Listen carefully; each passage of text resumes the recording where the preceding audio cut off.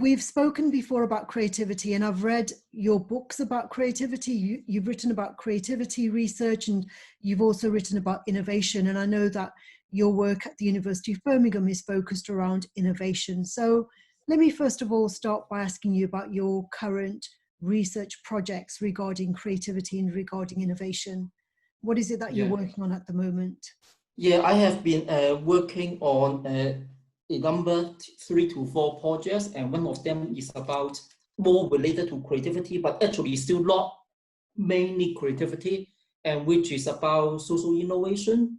And I have been writing a book chapter on social innovation for sustainable consumption, and for a encyclopedia for the United States, because they have set up the goal about the sustainable development goals. They are altogether 19, I think. And so we collaborate to contribute to each of these goals. And one of the goals is about the innovation, using the innovation for a better society. And innovation, of course, is very related to creativity. To do the innovation well, we need the creative idea. We need to think about the new way to sell things, new way to organize things. So I think this is the chapter that I think is more related to creativity that I'm working on at the moment. Okay, yes, because innovation does need to, it's a process that begins with creativity, with the creative ideas, as you say, right? Yes, that's right. Yeah, because I think there, quite some years ago, I have just a small piece of paper, published paper, and then I said, when I claim that innovation actually is the application of creativity. So without creativity, it's very difficult to have good innovation. Right. And in your view, what exactly do you mean by social innovation? How is social innovation different to innovation in general? Yeah, innovation of the mainstream are the commercial product innovation, service innovation. I think that they are the mainstream. Is about, for example, the iPhone, iPad, the technological product are the product innovation, and there also service innovation in the service sector, in the banking sector. They also develop some new service product. They are services. They are not tangible. They are the mainstream one. But in the more recent years, from what I can see, within the field of study of innovation, social innovation is becoming more and more. People take look of this type of innovation more often and see it and have done more research on social innovation. I think the reason is that innovation. If people or company can use innovation to do something that is socially beneficial, and that will be good for the image of the people and the company who do it, and also for the whole society and the people in the society. So social innovation, I mean, there are some definition from different authors, and I think one of the simplest definition is from John in 2013. Is that social innovation, briefly speaking, is innovation of social practices. So the social practice, how do some innovation about these social practices, and the main purpose is to benefit the society. I think that's a more brief, simple definition about social innovation. Right. And I suppose it relates very closely to the concept of sustainable consumption, because the end goal of most innovation is consumption of some kind. And we have to, if we are gearing our innovation towards consumption, then the way we consume needs to be sustainable too. So Yes. So what is it that how do the two concepts link together, this concept of social innovation and sustainable consumption? Yes, yeah. So innovation is, as I said, is about doing some innovation for the society, changing the social practices in using new way to organize, new way to do the social practices. It doesn't have to be related to sustainable consumption, but sustainable consumption is a very good or very important driving force of social innovation, because we are all consumers. You and me and every person, really every citizen in a society is a consumer. So if consumer as a whole can do something collectively for the good of the society, that match the social innovation, then the benefit and then the effect of that particular social innovation will be more readily felt and will be more obvious, will be bigger. I mean, the good effect of social innovation will be better. So the link between social innovation and sustainable consumption, I mean, I can use, I mean, for example, innovation. To do innovation, there are these three ingredients. One is the technology, but it doesn't have to be the new technology. It can be using the current technology. The second one is the form of the innovation, and the third one is about the benefit. So I try to use this concept to try to explain the link between social innovation and sustainable consumption. I see the social innovation is more about the technology. It's about, for example, using the app, the mobile app, using some advance in the technological or communication science. It's more about the technology. And sustainable consumption is more about the form, the way, the form, I mean, we see how the consumer, for example, change their behavior. For example, in the previous year, we talked about irresponsible consumption. We talk about people buying more than they need. For example, they buy very cheap clothes from Primark, and then they buy it, but actually they don't need so much, and they dump it, or they buy many food products. It's not expensive to them. They can afford it. They put it in the fridge, in the freezer, but they can't consume them all, and then they throw them away. So it's like kind of throwaway society. So it's not good. Of course, it's not good. So sustainable consumption is to try to change the habit of the consumer in the way they consume.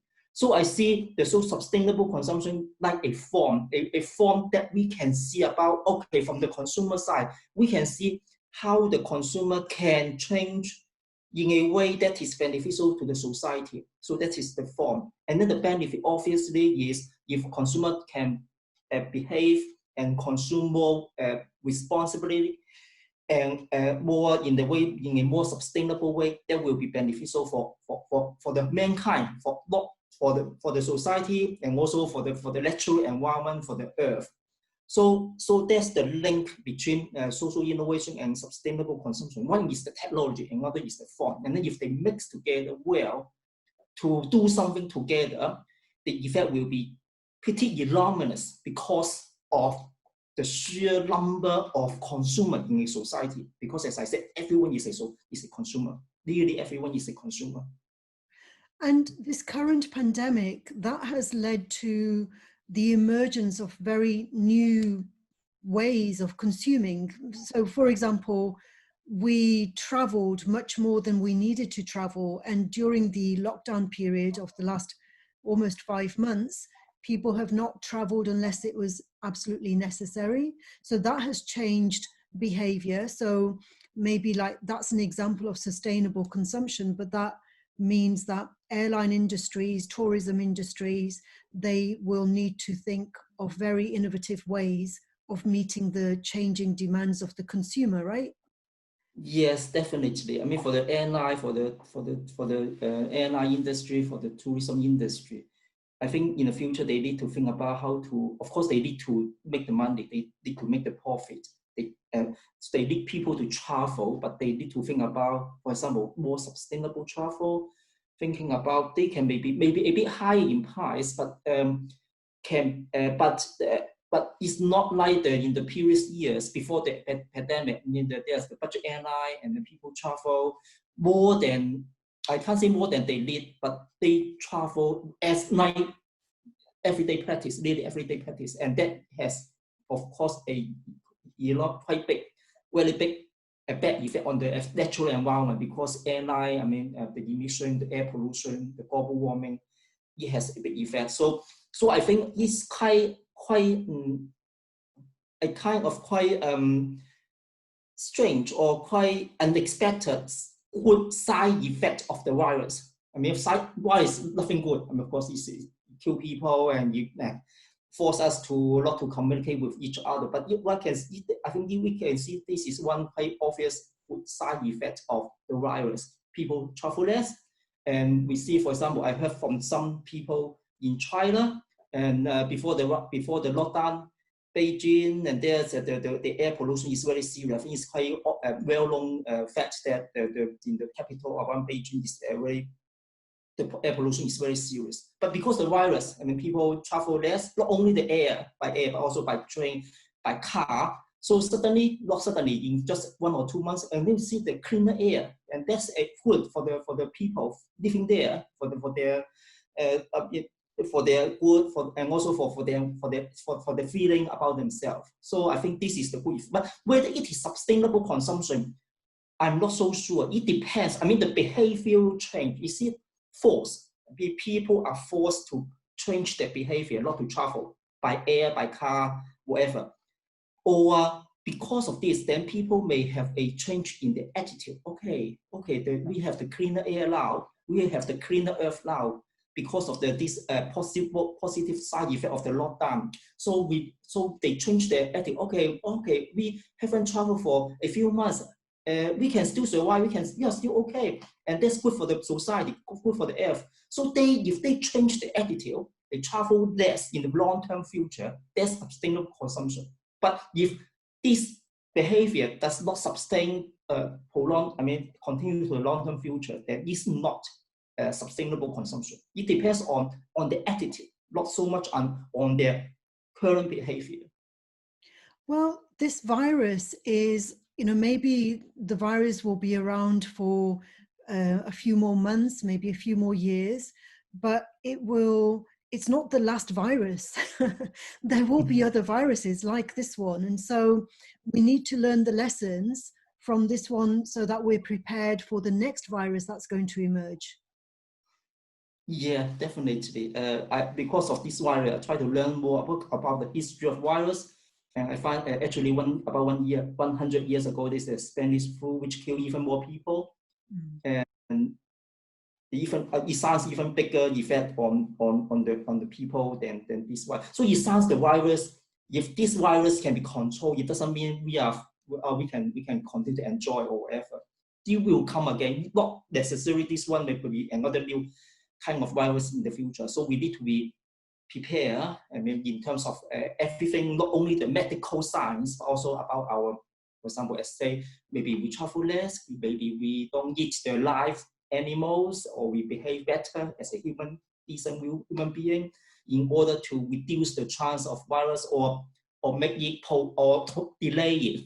It seems inevitable in the human history. There are viruses that bad death in Europe, and there are viruses over the world, in different parts of the world throughout thousands of years of human history, and it sounds it will come again sometime in the future, even though it may not be coronavirus, it may be another kind of virus. So we need to think about how we as a human being should behave for us, for our family, for our generation, for our children, and also for the whole society. I suppose one of the emergent features of this virus is that it's forced us to recognize our interdependency, that as a as global citizens, we are not isolated. One country isn't isolated from another country. We're all interdependent. Even if we don't travel, even if we stop traveling as much, the air that we breathe is the same air, as part of the ecosystem. And so in a way, it's one of the emergent features is that it's brought the agenda of the environmentalists much more to the forefront, hasn't it? Yeah, definitely. Now, I think it's like globalization, not only about the people travel more frequently, more easily nowadays compared to, for example, 100 years ago, but also like the products, like you use maybe iPhone, I use also iPhone, for example, you use a particular product from America, from UK, I also use the same product, even though that product is produced in a particular country, and there are more than 200 countries in the world. So it's not only the people traveling, but also the product we consume, and also about the way we live. For example, McDonald's, or so the way Western way of eating, and also about the way of even thinking, political democracy, and so. So we are more and more connected with each other, and as you said, and so we need to think about this fact. I don't think it can be changed. I mean, it's the trend. So we need to think about how to address or how to react in a good way to this globalization trend in everything, in people traveling, in product, and because of the virus. I mean, for example, one example, as you say, is the virus. So virus outbreak in one city, Wuhan, and then after just a few months, and then even some very local community in the Amazon forest, for example, they also caught the virus. Even a very small country somewhere in the very farther away from China got the virus. Of course, America, UK, Europe, of course, is no exception. So I think this is about the effect of interconnectedness. Yeah, so we need to be take care of, to pay attention to this.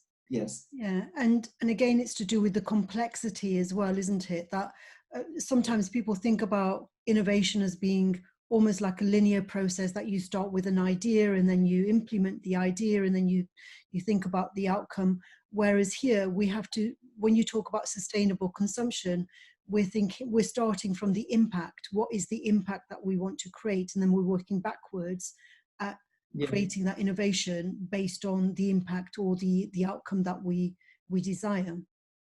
Yeah. So it's called like, or we call it like usually in the more orthodox way of innovation is, as you said, the linear. So people in the company, they generate an idea and then they use based on this idea, they make the product and then they sell it.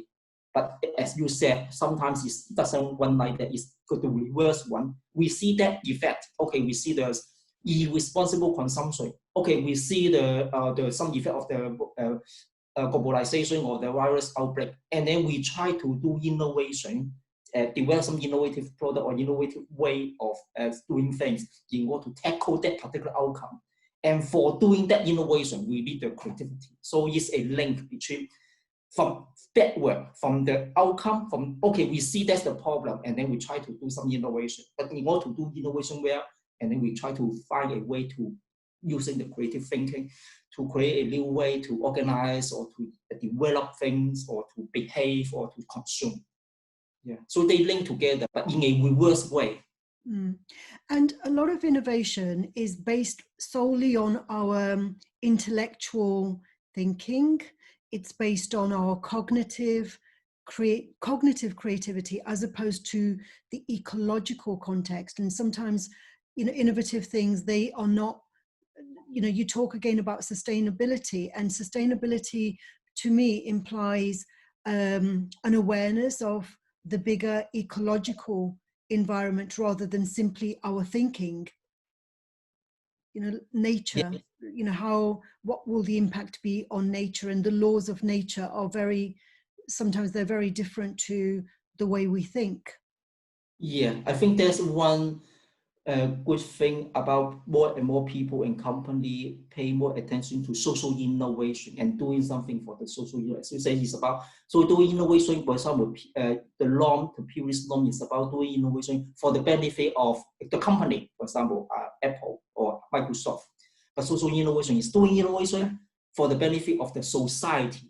I mean, for example, it can be done by a company, it can be done by a person, but for the company, if the company do the innovation, okay, so it is socially beneficial, but does it help the company? Yes, it helps the company, because it helps the company to have a better image, to be seen as more socially responsible, and actually, like they actually, in the long term, is good for the company. So the company, okay, they try, their main objective is to try to do something for benefiting the society, but in so doing, actually they are benefiting themselves in the long term. Maybe in the short term, not so, because they may not be earning as much as they can in the short term, but in the long term, it's better for them. So as you said, I see the social innovation, the effect of a particular social innovation to be more, as you said, the ecological, about has a wider impact on the ecology, on the wider population. while the traditional way or the traditional viewpoint of innovation is just to benefit the company or the country, for example, because of the strength of many companies in America. So America is very strong, for example. But social innovation is more widespread. It's about for the whole society, for the natural environment, not only for the country that make this social innovation, for example, in America or in the UK, but also the whole world. In the long term, the whole world can benefit from this social innovation. Right. So it's broadening it out. So we're not simply just thinking about society. We're thinking about society within its ecological system, and ecologically, society is very a small element. Yes. Social innovation is not just about society in which we live. I mean, people, human beings. When I said social society or social innovation, it's not only about. It includes the natural resources. It includes the natural environment. It includes the ecology. It includes not only today's society. It includes also the future society. And then when I say society, it's not just maybe the narrow definition of society. I'm talking about everything that the society is related or can be benefit from, for example, the natural environment, or about the cleaner air, or about pollution. Is all related to social innovation. And I suppose one of the differences between the environment and society is that the environment or ecology as such, there is no consideration about ethics or morality. Like the sun will shine regardless of whether it's a good idea or a bad idea, and trees will grow regardless of whether it's ethical or not ethical. Whereas society, we have to think about the direction that we're going in terms of ethics, in terms of morality.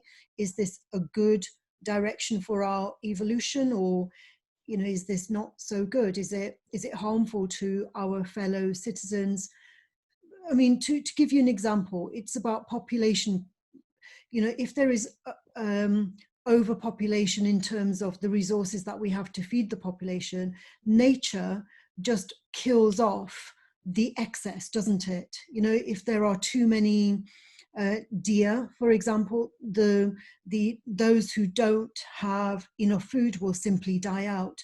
But as human beings, we want to be more ethical. We want to protect those who are vulnerable, those who don't have as many resources. So there's that difference, isn't it? And so when we're talking about sustainable consumption, we're thinking about ethics, and we're thinking about morality, we're thinking about looking after those who are vulnerable. Definitely. Sustainable consumption, and also linked to social innovation, morality, ethics, behave well, doing well not only for yourself, but also for people around you, for people you don't know, the whole society, or other countries is included. So social innovation, I think I get your point. I mean, it sounds okay based on just the word social innovation. It sounds it's about social, it's about society. Actually, it's much broader. I mean, social innovation, anything that is good for the society. And then the society can be, for example, okay, about finance. Okay, people. For example, one of the examples of social innovation can be about, okay, there are some poorer countries where the people may have very good idea, but they can't borrow the money from the bank because they are poor. They don't have things to prove themselves about for the bank to see, for the safety reason. The bank won't lend to them. So they group together. These people group together as a community, and then they help each other in terms of the financing and in order to support their good idea. So this is also social innovation, but this is nothing to do with natural environment. So I just give example about social innovation, which is about the society, about people's well-being, about people's financial well-being. But social innovation is not only about materialistic well-being, financial well-being. It can also include the natural well-being because of the improvement in the natural environment, because of our greater concern through the social innovation for the good of the society, for the morality, for acting better as a decent human being. So it also is included within the definition or within the meaning of social innovation. Okay, and now during this pandemic in particular, how can our creativity contribute to the social innovation that you speak of? It's not easy. I mean, of course, one very obvious way is people, for example, many university laboratory scientists, they try to develop the vaccine, and in order to hopefully to get the vaccine earlier in order to cure the disease. But of course, there are also some other way, not only the medical way, but also some other way, because the lockdown, because the disease, they have an enormous effect on the different aspects of people's life. For example, people's mental well-being. It's not medical, but it's about people's mental, because people lock down, or people because of the virus, people get more anxious about being more. So it affects the mental well-being, and also interpersonal relationship because of the lockdown, because of the virus. Also, people living in the same family, and maybe their relationship actually is not so good because they live together, and then there are more tension, and there may be some domestic abuse, for example. And also on the children's education, low schooling, and also on consumption. I mean, there are some like the high street. I mean, the online I think is the company like Amazon is the company which benefit from the virus, but the high street retailer, they suffer a lot. So what I want to say is about the virus. The effect is not only on the medical, on the people's physical health, but also on many other aspects. So we as creativity researcher, innovation researcher, or creativity and innovation practitioner can collectively think about how to use our knowledge, or how to try to, from the creativity and innovation perspective, how to use them to do something for the benefit of the society in terms of addressing the virus issue. For example, interpersonal relationship, mental well-being, consumption, how to address the people, the many business suffering from the virus, and that's not for the whole economy. So I think there's a lot that we can do to think of new idea, creative idea, to deal with the different aspects that the virus has brought to us. That's right. Yeah, because creativity is not just about ideas for creating products and services. Creativity can also be about developing our relationships, as you say. That there's creativity that is required to develop networks, and when we develop stronger networks, there's more spaces for creativity to arise, because through the synthesis of ideas of one mind and another mind, because creativity doesn't occur in isolation, it occurs in a context. And when there are a team of people working on the same kind of desiring the same impact, they're more likely to have better ideas, because they see things from different perspectives. And so the ideas that they generate are likely to be, more beneficial. Yeah, because they are encountering the same phenomenon, the same problem, and they work together. They may not be physically together, but they work together for the same thing. They may be working in different institutions, or in the same institution, maybe collaborate with each other, may know each other, may not know each other, but they work all for the same thing, and they all of them, they use they are maybe in the same area, and they work together, whether they know each other. For example, for how to deal with, as you said, the personal relationship, or how to deal with the mental well-being, and then using their creativity ideas. So so actually, talking about, so far what I talk about is about my study on social innovation, and during the previous months, I also have done some research on the impacts of the virus and the lockdown on the different aspects, as what I say about the mental well-being. And I find some findings, but of course, in my research, I didn't talk about, okay, what's the solution? I just, okay, this is the finding. For example, I find that, for example, okay, people's personality, people's emotional stability. Some people are more emotionally stable. Some people are less emotionally stable. these personality traits has an effect on their mental well-being. So mental well-being, some people's mental well-being will be more badly affected by the virus because of their personality trait. So I got some findings, but I have not so far investigated into how to deal with this. What some people have the suffer from about their mental well-being. What we as creative research can think of a good way to try to address this problem. And then, so I just find the fact, the phenomenon, and then just wait to see me and other creative researchers to collaborate. Whether we know each other in order to try to find the new way to, okay, how to address this mental well-being problem, how to address the relationship problem, how to address the education problem, and so on and so forth.